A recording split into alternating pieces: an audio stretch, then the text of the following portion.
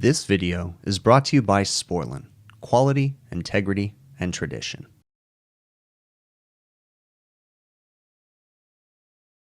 Today, the customer's complaining about ACs not operating, so we're just gonna kind of go through them, see what's going on, see what units are down, and if there's anything we can do. The kitchen's definitely something. This one right here, they say is not working 100%, but they also run a really hot kitchen. So our first step is going to be go downstairs, check the thermostats, make sure they're calling, or if every unit's running, then we know that they're calling. So we'll have to see. We're just going to go through it all. This is the first AC we're starting at, and it's running, but only one fan motor's running. Only one compressor's calling. It looks like compressor 2 is running, but compressor 1 is not. So that's a problem. We're going to start by checking between X and C, and we have 24 volts or 23 volts at X and C, which means that a limit switch is open, because this one has the compressor lockout board, and whenever a limit switch opens, it sends power over to X to let you know. So theoretically you could put like an indicator light or something down in a mechanical room. You could do all kinds of stuff if you wanted to signal somehow that there was a problem. What's interesting is both compressors are off right now, but one of them is pulled in. And it sounds like the condenser fan motor is trying to start right now. It's buzzing. But, oh no, one compressor is running, second stage is running, first stage is not, and it's hotter than crap. So, okay. So it sounds like maybe we're gonna have a bad condenser fan motor. So what we can do is we can actually test the condenser fan motor. We need to find out which wire is going over. So it's the bigger yellow. So it's gonna be right here. So we test this bigger yellow wire right here, and we test this bigger black wire to see if we have 208 volts going to the condenser fan motor. Okay, so we can get on the little terminal in the back right there. There you go. And then go ahead and test in this guy. Yeah, inside this yellow one. And we have 197 volts, okay. So that seems a little low. What is our incoming power on this unit right now? So line 1, 2, and 3. Black, yellow, blue. So test right there. Tell us what our incoming power is. Line 1 to 2, 197, okay. 1 to 3, 199, okay. 2 to 3, so we have three-phase power. It is lower. It's a hotter day. We get this happening here. So we definitely have a bad condenser fan motor. But before we do anything else, let's go ahead and kill the power to the unit. Let's just double check one thing, and that there's not a problem with our capacitor. All right, so we're testing the capacitor. Let's see. We've got 9.93, that's fine. Now test the other one. 10, so pretty darn good. Remember, it's plus or minus 5% is what they're calling for. So we're okay with that. So we definitely have a bad condenser fan motor. It's locked up of some sort. Out of curiosity, let's go over here and just see, does it even spin? Well, it does, because we saw it running backwards earlier. So yeah, it spins, but it's just bad. So we've got that. This one looks like it's been replaced fairly recently. I think I did that. So we know that's an issue with this one. So we need to get that fixed before we can really troubleshoot any further on this unit. But we're just triaging right now, so we're gonna get a list of things. This unit hasn't even started running. Every other unit is running. Whether or not they're running correctly, we don't know. But this one that we're on right now, I saw a fan motor wasn't spinning, so we jumped on that first. That one, AC3 over there, is not running at all. So that's gonna be our next one. So we turn this one back on, and that motor is just locked up. Doesn't wanna go. I tried turning it, it's just not working. So definitely a bad motor. Now we're gonna come over to this unit right here. This is our AC number 3. So we're gonna start with the same troubleshooting process. This is a carrier unit. So we're gonna check three-phase power coming in, then we're gonna check control voltage, then we're gonna check to see if the lockout switch is engaged. So let's go ahead and test three-phase power coming in first. Remember, carrier uses 2 pole contactors. So 1 and 2. 200 volts, 1 to 3, 200 volts, and then 199. Okay, we have three-phase power coming in. Next thing we want to check is 24 volts. We can just check it very easily between R and C. 25 volts, fair enough. Now let's check between X and C. 25 volts between X and C, which means we're off on lockout for some reason. We don't know why. Is it fan motors? Is it compressor? Is it low on gas? It could be, who knows? So at this point, we need to cycle power to the unit, okay? Cycling power is gonna reset the lockout. You can also pull wires from the lockout board, but the easiest way is just go ahead and cycle power. So turn it off. Okay, go ahead and turn it back on. All right, now at this point too, because we cycled power, more than likely we turned off the thermostat and turned it back on, so it's gonna go back to its normal schedule. I had ramped it way down. So we're probably gonna have to jump it out unless it's hot in that room, and I don't think it was. So let's test between C and Y1. No call yet. C and Y2, no call yet, or something weird. But we'll get the jumpers out because we know that it works, so we'll check it there. All right, so we jumped it out and only compressor 2 is pulling in. Compressor 1 is not pulling in, and the condenser fan motors aren't running. So we need to test across the contactor coil right here and right here on compressor 1 to see if you're getting voltage. Telling it to call in. Nope, contactor coils on the sides. There you go. Let's pull this over here so we can see it. There you go. No voltage. So that could mean a pressure control issue. So it just shut off on high pressure because it was running the second stage compressor without any fan motors. So we know that we're getting a call for cooling. For whatever reason, Y1 and Y2 are jumped together. So we know we're getting a call for cooling, but it's not making its way back to the contactor to pull it in. So we got to figure out where our loss is. Is it a refrigerant loss? It's on the first stage compressor, so we're going to investigate that further. At this point, go ahead and kill power. Okay, and then let's test to see if there's any refrigerant in the first stage compressor. Easiest way to test that is just pull this. It doesn't feel like there's any refrigerant in there. Let's go ahead and check this. Maybe. These CoreMax fittings can be tricky. Oh no, there's refrigerant. Plenty of refrigerant. So there doesn't look to be a manual reset pressure control. It's all auto reset.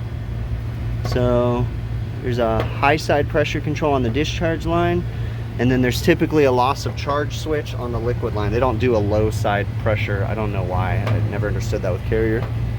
But they would detect their restricted fixed orifice metering devices if they put it on the low side. Okay, so we need to put service gauges on this guy and figure out why the compressor is not turning on. All right, we're gonna try this again.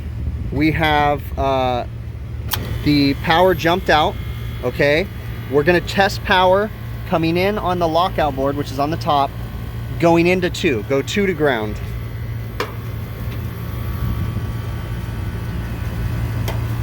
That's not a good ground. You need to get a good ground. There you go. 2 to ground, nothing, okay? Go 3 to ground. Okay, go ahead and turn the unit off. All right, and let's go down and look at this schematic, and we're gonna explain what's going on here. So, we did not, here's our schematic, okay? And we did not have power coming into 2 of the logic board. Here's our logic board right here. And you can see that power comes in on gray, goes into 2, and then it chooses to go through to 3 or to come back to X, okay? So if we don't have power at 2, then we need to follow it back, and it's going to the economizer. See, we've got the economizer plug right here. So we need to go check our economizer because that is likely where our problem is at. We know we have power on Y1.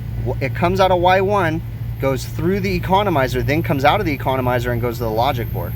So if we don't have power at the logic board, the only other suspect would either be a broken wire or an issue in the economizer. So if you look right here, the economizer, the connection, see there's a jumper in there, or there should be a jumper, most of the time it's missing. A blue and yellow, it jumps the yellow to the orange, and then the blue to the gray.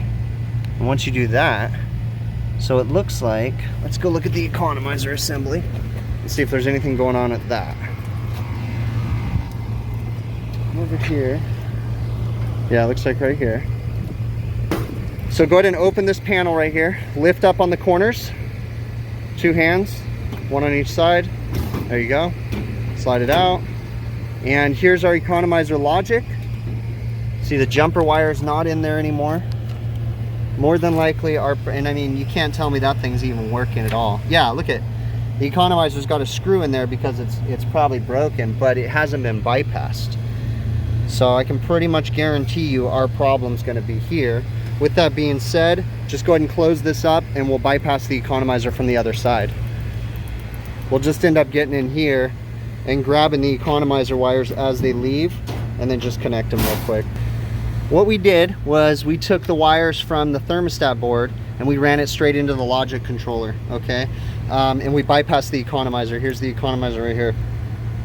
The pressure controls are still in the picture, so we're not bypassing any pressure controls. So at this point we can turn it on, and if everything's working correctly, both condenser fan motors and both compressor contactors should pull in. Looks like no, that's not the case. There goes one, but the other compressor contactor is not pulling in for some reason, so we need to figure out a little bit further.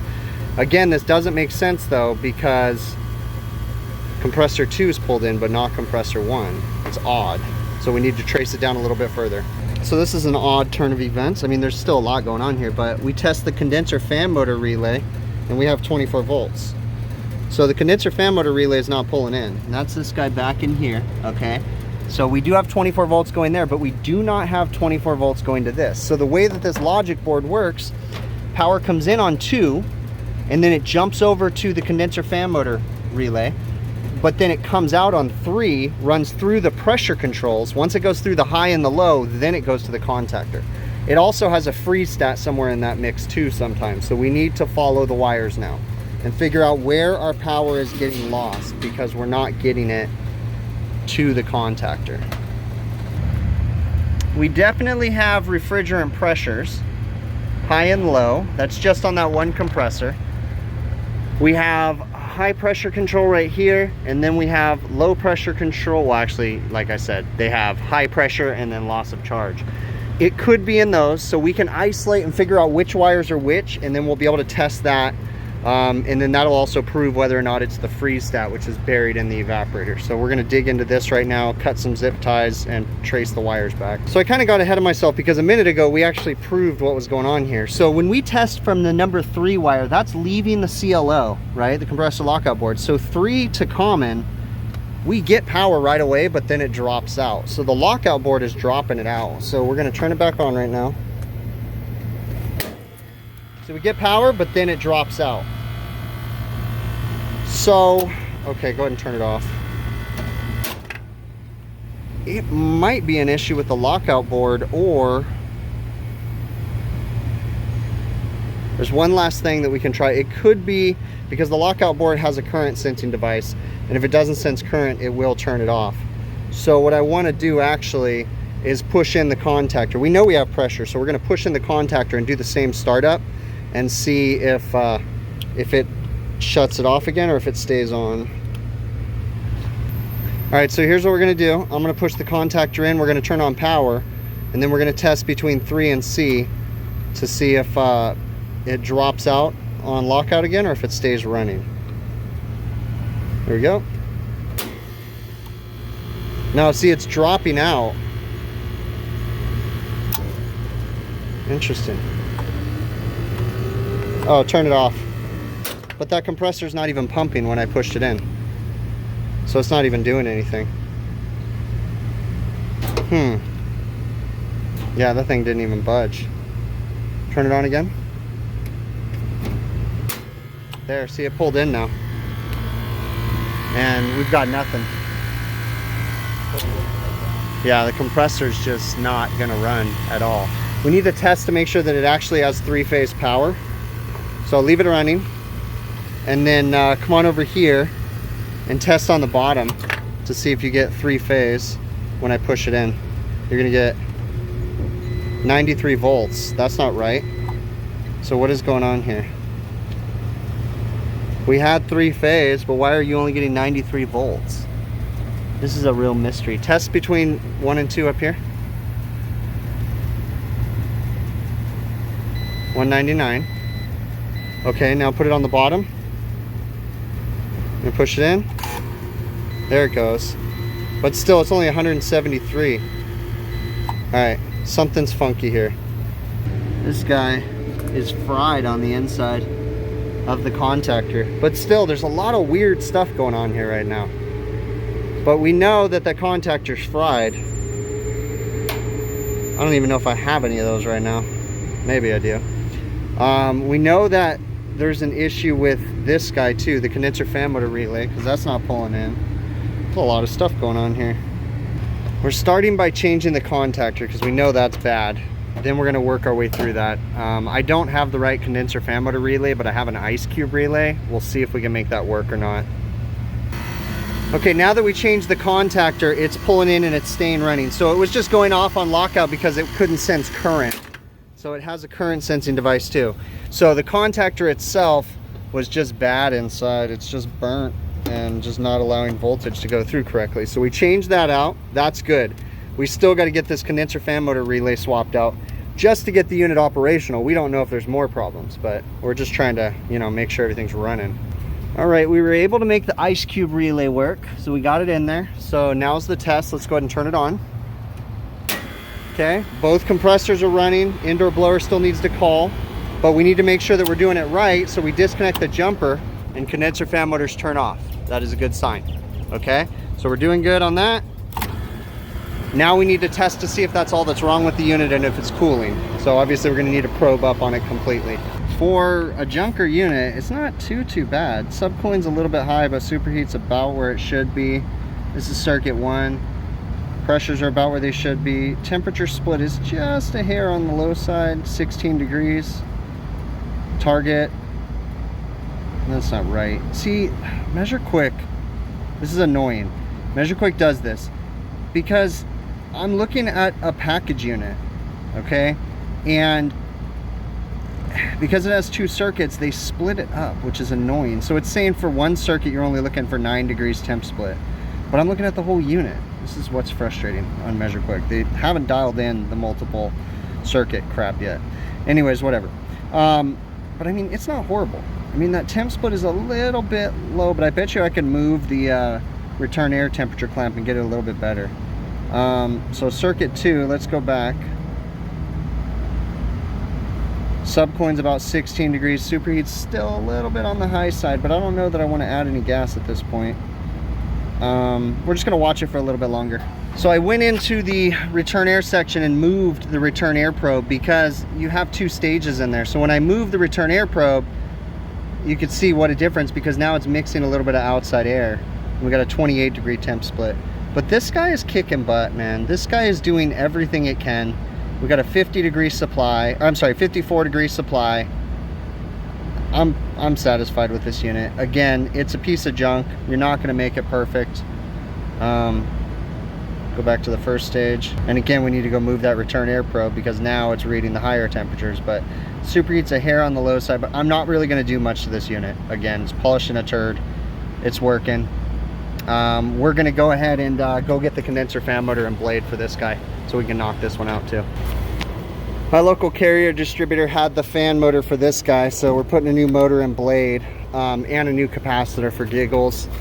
So I like to go back with the OEM whenever possible, so that way the fan blade sticks in there correctly. On this one right here, I don't know if I can get up here or not, this is not an OEM blade, so it's sticking down about 3 inches below that shroud, and you run higher head pressure because of that. So we go back with the OEM components whenever possible.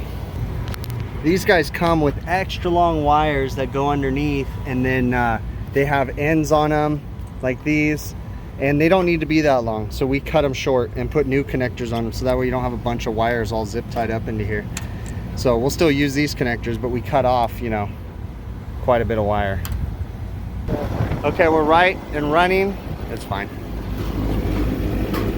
We're right at current draw for what it should be. It was right around 1.4 something, 2, something like that. So we're right at 1.45. Give it a minute, but that's good. We're gonna let it run for a few minutes, then probe up on it and check everything else out. We were putting the unit together, getting ready to probe up, and we noticed that this guy is really burnt, this wire nut. And as I'm pulling the tape off, it looks like there's some burnt wire back in there, so we're gonna go ahead and repair this real quick. I don't have all new wire for this guy, but we'll at least get the a new wire nut put on there and get it taped up. This guy just turned on, so it's still kind of stabilizing out, but it is not, I mean, it's looking pretty darn good just for being turned on. We go to second stage. It's looking pretty good. The condenser might be a little bit dirty, but I mean, temp split's going to be off, but it's because we're mixing outside air. So right now I have it down at the lower end of the coil, so it's not getting quite the mixture. Yeah, I mean, we're not stabilized out and stuff, but I am not concerned with this whatsoever. This guy's looking like it's going to be fine, and it was just a condenser fan motor issue. As time goes on, the temperature split will get better. I'm not going to spend too much more time wasting my time on this unit. Yeah, this guy's looking good. So I mean, we got the new condenser fan motor in there. The condenser's relatively clean. We just cleaned it recently, but we didn't split it because I only had one person here, so we couldn't split them. So it could be a little dirty on the inside, but I don't think it's going to be a big deal. So now we got both of these units going. Now I will say something. They asked me about their kitchen AC too. We're going to look into that real quick. But something that I noticed when I was down in there, and I've told them this before, they had their handyman doing work here, and I had told them we needed to replace a bunch of supply grills because they were all rusted out, and they had their handyman do it. And I'll try to get a picture of it and show you guys to pull up right now. Look at this guy. I mean, the duct is just sitting in this thing, and it's like this for everyone in the kitchen. It's really bad. But yeah, so the handyman was able to find the supply grills, like the diffusers, but he didn't find the tapers for the duct. So the duct is literally just sitting in the supply grill, just conditioning the attic. Like it's just on top of it. Kind of like they figured, oh yeah, we'll get it close enough, it'll come out, you know? So that's probably why their kitchen AC is warmer than it should be, because my tech was already here and he said this thing's kicking ass as far as the temperature split goes. But we'll still kind of check it out, do a quick check on it. I am going to talk to them about letting me fix all those supply diffusers in the kitchen, but I just can't deal with that right now. We're too busy to spend a day and a half fixing duct work. I just can't deal with it. So, all right, this is the kitchen AC. I just wanted to do a quick check on it. So we got all of our probes hooked up. We're going to go ahead and profile it. So what we're going to do is put it into multiple circuit, which again, there's flaws to that. But we're going to put it in multi-circuit, okay? 2 stages. Then we're going to go to first stage and we're going to set it up. We got a package unit. This unit is a 7.5 ton. So we're going to go 3.5 ton. You have to do it for each compressor. It's kind of silly. 13 to 16 SEER. Yeah, that's actually what it is. We're going to change it to a piston. And everything else is good. And then you got to do the same for the second circuit. System info, 3.5 ton. Change it to a piston. And good. Okay, so it's ready to be started up. Probes are on. Yeah, all is well. We're going to turn on the power. I'm going to close the economizer on this one because I just want to see the true operation of the unit. So I believe I have the economizer set to, let's get in here. It's going to be hard to see this because the display is like really faded. So we're going to get out of status. We're going to go to set points. We're going to go to minimum position. We're going to change that to 2 volts. It was at 5. I know that's like impossible for you guys to see. I don't even think if I turn the flash on. You can kind of see it if I turn the flash on. It's really like faded. Doesn't like the heat. So this is a 2 to 10 volt actuator. So 2 volts is going to be completely closed. Hit enter, changes stored. Okay. So now we need to go ahead and jump out the unit. We know that the thermostat works, so we'll jump it out, get it running, put the panels on, and check what Measure Quick has to say. All right, we got both stages running. They've been running for a few minutes now, and this is my second stage. You see we got really low subcooling, high superheat. It's looking like low charge. First stage is looking really good. 12 degrees subcooling, 3 degrees superheat. What are we calling for with the actual... We're calling for 5 degrees, so that's not bad at all. So it looks like we're gonna have to add some gas to the second stage. It looks like it is more than just the supply grills being messed up. See what my temperature split is. About 97 degrees outside. Get about a 25 degree temperature split right now. Yeah, okay, all right, well, we're gonna try to add a little bit of refrigerant to the second stage and see how it reacts. Jug of 410A, we purged everything. We've already added a little bit of refrigerant. We got our subcooling up to 4, but we're aiming for about 12 to 16 degrees is what I typically see on these units.